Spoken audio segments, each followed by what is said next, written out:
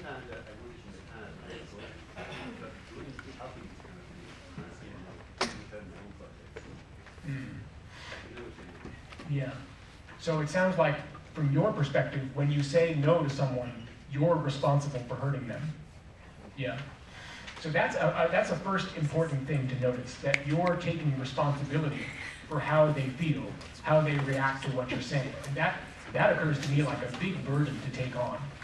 Right? If someone else feels hurt or anxious because I say something, that's my fault, basically. I need to make sure the world doesn't feel hurt or anxious. And consider whether that's a burden that you really need or want to be shouldering. What I'd also ask yourself is, if I'm in a moment where I'm about to say no, or when I have the desire to say no, what is it that I'm feeling right now? What is it that I'm feeling in the body?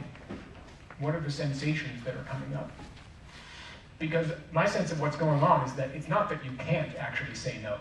I mean, you just used the word no with me when you were asking the question. So it's something that you can say. It's just that when you're having the desire to say no, these sensations start coming up that are uncomfortable, and then you flee from them, like I was talking about before, by saying yes. Does that sound helpful?